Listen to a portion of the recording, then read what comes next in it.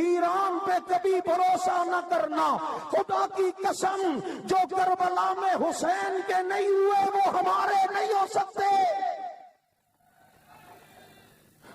جو کربلا میں نبی کے نواسے کے نہیں ہوئے وہ کبھی بھی ہمارے نہیں ہو سکتے۔ الحمدللہ رب العالمین والصلاة والسلام على سید الانبیاء والمرسلین وعلى آلہ واصحابہ اجمعین، اما بعد فاعوذ باللہ من الشیطان الرجیم، بسم اللہ الرحمن الرحیم، وَأَعِدُّوا لَهُمْ مَا اسْتَطَعْتُم مِّن قُوَّةٍ وَمِن رِّبَاطِ الْخَيْلِ تُرْهِبُونَ بِهِ عَدُوَّ اللَّهِ وَعَدُوَّكُمْ صدق الله مولانا العظيم ونحن على ذلك لمن الشاهدين والشاكرين والحمد لله رب العالمين۔ یا رب صل وسلم دائما ابدا على حبیبك خیر الخلق كلهم، هو الحبیب الذي ترجى شفاعته لكل هول من الاحوال مقتحم۔ گر شمس و قمر کوئی ہاتھوں میں اٹھا لے، پھر دولت کونین کو باہوں میں بسا لے، پھر مجھ سے کوئی پوچھے تو ان میں سے کیا لے، نالین محمد کو آنکھوں سے لگا لے۔ کتنا بلند مقام ہے پایا صدیق نے، بستر نبی کے ساتھ لگایا صدیق نے، اور دشمن دین تڑپتا ہے بڑے تیش میں ہے، دشمن دین تڑپتا ہے بڑے تیش میں ہے، اور وہاں روضہ اقدس میں عمر عیش میں ہے، اور پھول ماریں گے نہ کلی ماریں گے، امام ماریں گے نہ ولی ماریں گے، ہو جس دل میں بغض اصحاب رسول کا، عمر کے درے سے اسے علی ماریں گے۔ اور یہ سچ ہے کہ خطرہ اغیار بہت ہے، پر کیا کریں صحابہ سے پیار بہت ہے۔ درود پاک۔ واجب الاحترام، میں چونکہ اس پروگرام کا میزبان بھی ہوں، اس لیے میں اپنا وقت دوں گا حضرات قائدین کو۔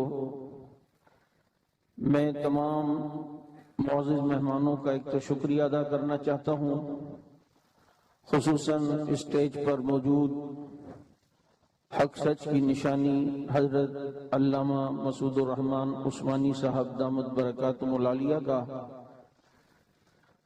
اور قائد محترم علامہ غازی اورنگزیب فاروقی صاحب دامت برکاتہم العالیہ، اور ساتھ ساتھ میں شاباش اور خراج تحسین پیش کرنا چاہتا ہوں اس ضلع کے صدر جناب مولانا احمد حسن صاحب اور ان کی پوری ٹیم، اور اس ضلع کے تمام وہ کارکنان، وہ حلقے جنہوں نے محنت کر کے یہ عظیم و شان پروگرام سجایا ہے، اور ہر سال کی طرح اس سال بھی اس کانفرنس کو کامیاب بنانے کے اندر اپنا بھرپور کردار ادا کیا۔ یقیناً وہ لوگ خوش نصیب ہیں جو اس دور کے اندر اس عظیم کام کے ساتھ لگے ہوئے ہیں، اور پوری دنیا کے اندر خاص اس عنوان پر ایک جماعت جس کی بنیاد رکھی گئی اس کا حصہ بن کر فرض کفایہ ادا کر رہے ہیں۔ میرے دوستو، اس کام کو کبھی معمولی نہ سمجھنا، یہ بہت عظیم کام ہے۔ حضرات صحابہ کرام رضوان اللہ تعالی علیہ مجمعین، جن کا کردار اور جن کی سیرت اصل میں وہ سیرت خاتم الانبیاء ہے۔ میں کہا کرتا ہوں کہ درخت اپنے پھل سے پہچانا جاتا ہے، آسمان اپنے تاروں سے پہچانا جاتا ہے، قرآن اپنے پاروں سے پہچانا جاتا ہے، اور خاتم الانبیاء اپنے یاروں سے پہچانا جاتا ہے۔ پوری دنیا میں محمد الرسول اللہ صلی اللہ علیہ وسلم کا تعارف کروانے والے وہ یہی صحابہ کرام رضوان اللہ علیہم اجمعین ہیں کہ جن کا 1200 سے زیادہ آیات میں اللہ رب العزت نے قرآن کریم میں ذکر فرمایا ہے، اور ان کے بعض عملوں کو اللہ نے اپنا عمل کہا، جیسے اللہ نے قرآن میں کہا فَلَمْ تَقْتُلُوهُمْ وَلَكِنَّ اللَّهَ قَتَلَهُمْ۔ یار یہ کتنی بڑی سعادت کی بات ہے کہ اللہ اور رسول اپنے کسی کام کو، کسی کے کام کو اپنا کام کہہ دیں۔ آپ یہاں پر اشتہار لگا رہے تھے تو آپ کا ذمہ دار کہہ رہا ہوگا یار یہ کام اصل میں جو تم کر رہے ہو یہ در حقیقت میرا کام ہے، اور در حقیقت یہ میرا کام ہے، تو آپ کے لیے کتنی خوش نصیبی کی بات ہوگی کہ میرے کام کی نسبت اس بڑے کے ساتھ ہو گئی ہے۔ یہاں صحابہ کرام کے کاموں کی نسبت بتاؤ خالق کائنات کے ساتھ ہوئی۔ اللہ کہتے ہیں نبی تیرے یاروں نے قتل نہیں کیا، بلکہ میدان جہاد میں یہ قتل در حقیقت اللہ نے کیا ہے۔ یعنی کٹتے ہوئے وہ صحابہ کے ہاتھ سے نظر آ رہے ہیں، لیکن صحابہ کے عمل کو اللہ نے اپنا عمل کہا۔ ان کے عمل کے اندر خداوند عالم کی نسبتیں دیکھنی ہو تو قرآن کریم میں دوسری جگہ کا دیکھیے کہ ان الذین یبایعونک انما یبایعون اللہ۔ اللہ کہتے ہیں محبوب یہ جو صحابہ آپ کے ہاتھ پر بیعت کر رہے ہیں یہ در حقیقت آپ کے ہاتھ پر بیعت نہیں کر رہے، بلکہ یہ اللہ کے ہاتھ پر بیعت کر رہے ہیں۔ آپ کے ہاتھ پر ہونے والی یہ بیعت در حقیقت ان کی یہ بیعت اللہ کے ہاتھ پہ ہے۔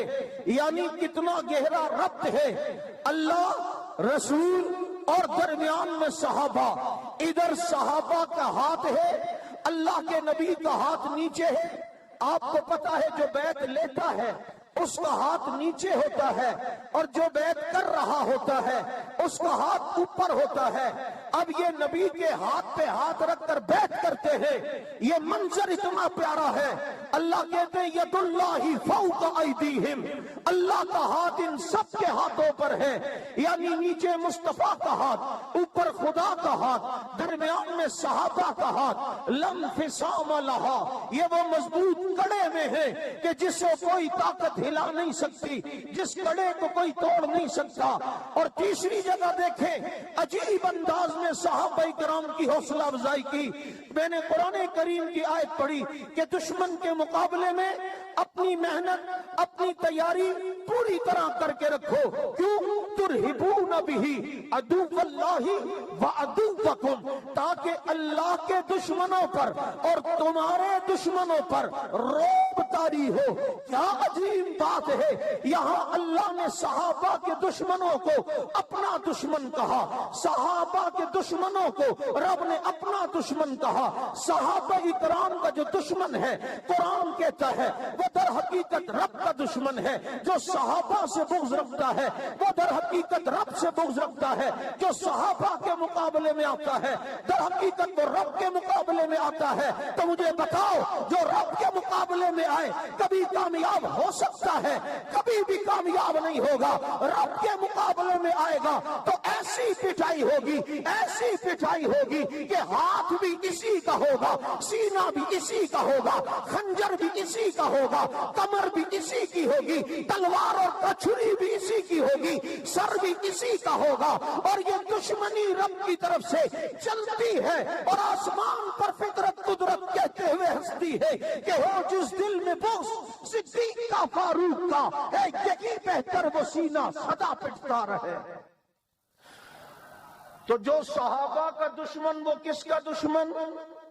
بولو۔ اور مزے کی بات اللہ نے کہا فَيَسْخَرُونَ مِنْهُمْ فَسَخِرَ اللَّهُ مِنْهُمْ۔ یہ صحابہ سے مذاق کرتے ہیں نا، اللہ کہتے ہیں میں ان سے مذاق کروں گا۔ کیسے؟ اللہ تعالیٰ کل قیامت کے دن شیعوں کو کہے گا، منافقوں سے کہے گا یہ روشنی کے پیچھے جاؤ جنت میں۔ وہ جا رہے ہوں گے، بھائی ابھی رضویہ سوسائٹی آئے گی، ابھی جا وہ سمجھ رہے ہوں گے یہ سب کچھ آئے گا۔ وہ روشنی ایک دم اندھیرے میں پوری طرح چھا جائے گی اور اندھیرا ہو جائے گا، اور وہ جتنے ہوں گے سارے ایران میں جہنم میں گر جائیں گے۔ تو کہیں گے یہ کیا؟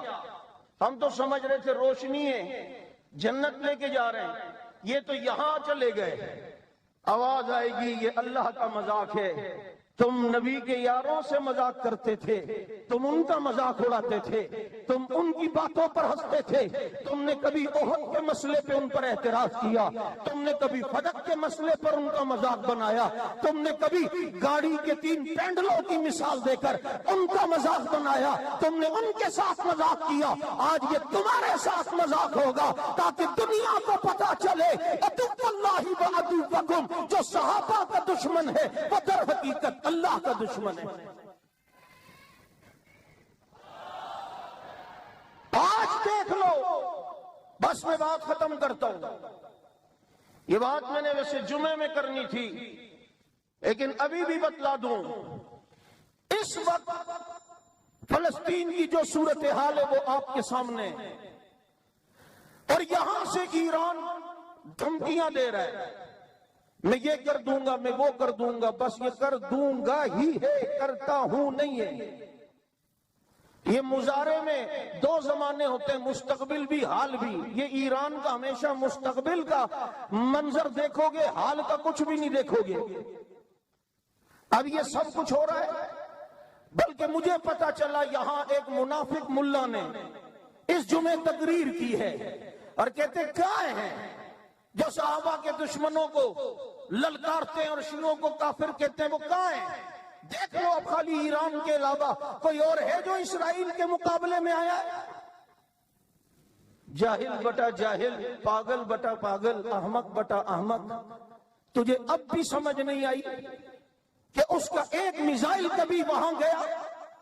اس نے کبھی ایک گولی اسرائیل کی طرف چلائی؟ 30 لاکھ یہودی وہ ایران میں پال کے یہودیوں کو پال رہا ہے، یہودیوں کو اپنے گھر کے اندر بلایا ہوا ہے۔ اتنا ہی بڑا دشمن ہوتا، سنیوں کو اجازت نہیں ہے تہران میں مسجد بنانے کی، انہیں کیوں عبادت خانے بنا کے دیے؟ اور سنو، ابھی 3-4 دن پہلے کی جو خبر میڈیا میں آپ دیکھ رہے ہیں اور پرنٹ میڈیا نے اسے شائع کیا ہے کہ اقوام متحدہ نے ایران سے ساری پابندیاں ہٹا دی ہیں۔ میزائل ٹیکنالوجی کے متعلق جو خرید و فروخت کرنی تھی، میزائل کے جو پارٹس لینے تھے، اس پہ پابندیاں تھی بظاہر، اندر سے پابندیاں نہیں ہیں۔ یہ میزائل جو ایران کے پاس ہے، اگر اتنی پابندیاں تھی تو اس نے باتھ روم میں بیٹھ کے بنائے؟ خود سوچنے کی بات ہے، یہ صرف ڈرامے۔ لیکن اب کہا کہ جناب وہ یورینیم بھی محدود دائرے میں افسودگی کر سکتا ہے، یعنی ایٹمی طاقت بھی بنانے کی طرف اشارہ ہے۔ مجھے بتاؤ میرے دوستو بزرگوں، اس وقت بظاہر اگر دیکھو تو ایران دھمکیاں دے رہا ہے، میں یہ کر دوں گا، امریکہ کو یہ کر دوں گا، اسرائیل کو یہ۔ اس ماحول میں مزید پابندیاں لگانی تھی یا پابندیاں ہٹانی چاہیے تھی کہ بھائی اگر ہم نے میزائل ٹیکنالوجی کی پابندی اس سے ہٹا دی، یہ تو دھمکیاں دے رہا ہے، تو یہ بنا لے گا پھر تو مار بھی دے گا، ایٹم بم بنا لے گا یہ تو مار بھی دے گا۔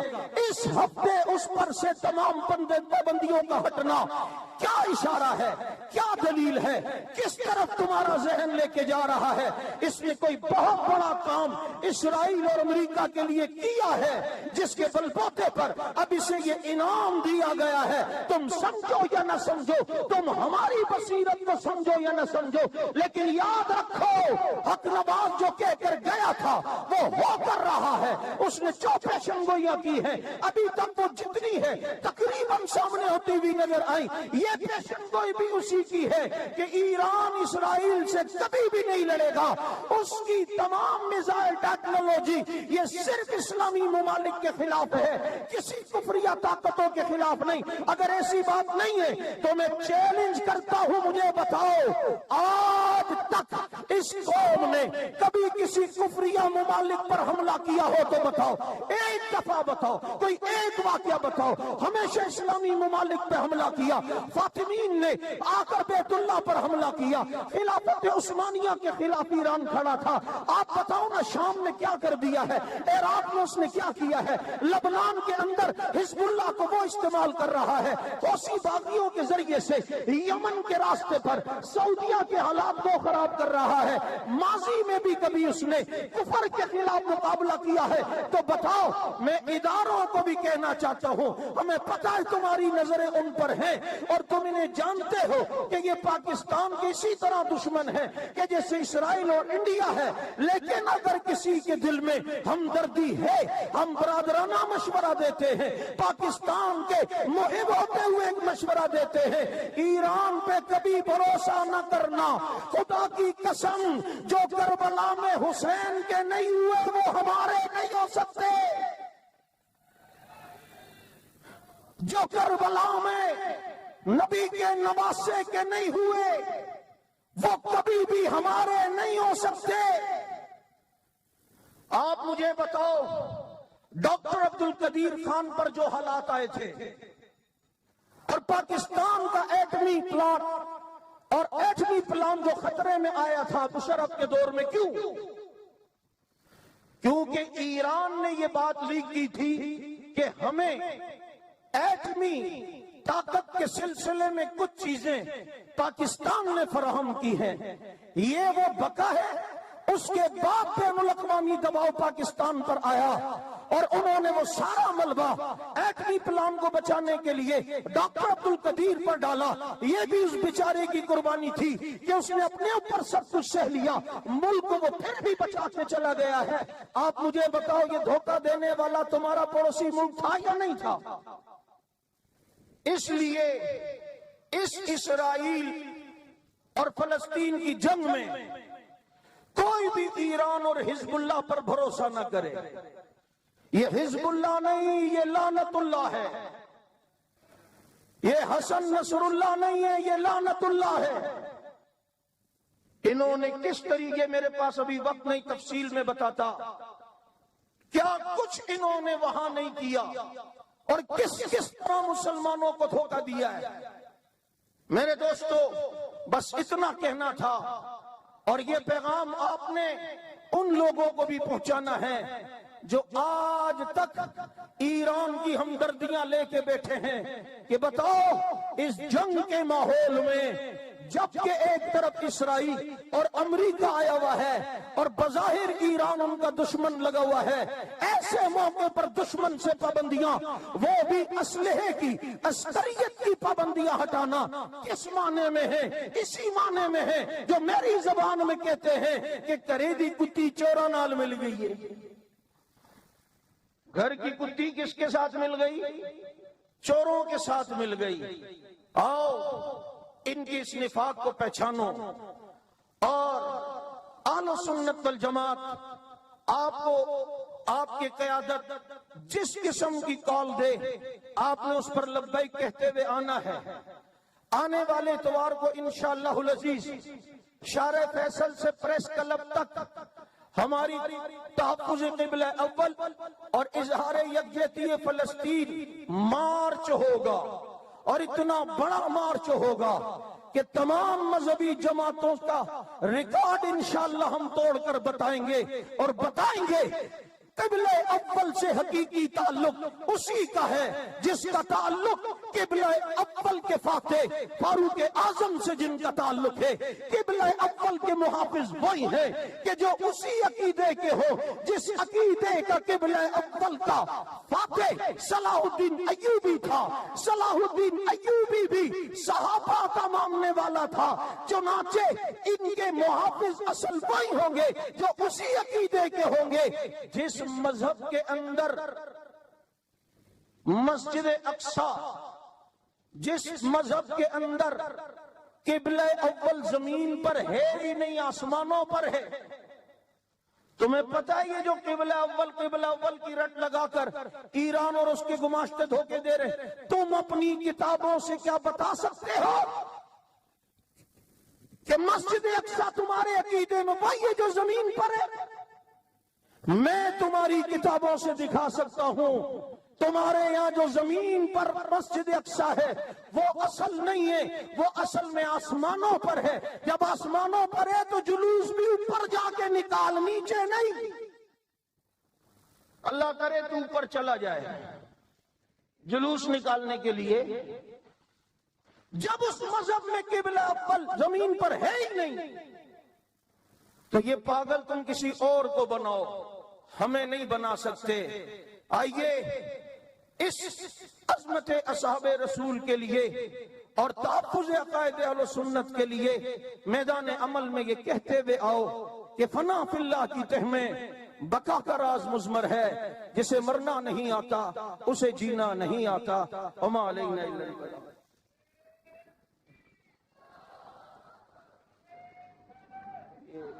اتوار کو 3 بجے نا بھائی، اتوار کو کون کون آئے گا؟ دیکھو جتنا ہمارے بس میں ہو سکتا ہے ہم فلسطینی بھائیوں کے لیے اتنا تو کر سکتے ہیں نا، جتنا ہمارے بس میں۔ اپنے ساتھ اوروں کو بھی کون کون انشاءاللہ لائے گا؟ اتوار کو اہل سنت والجماعت کراچی ڈویژن کی طرف سے یہ عظیم الشان مارچ ہوگا۔ آپ حضرات نے خود بھی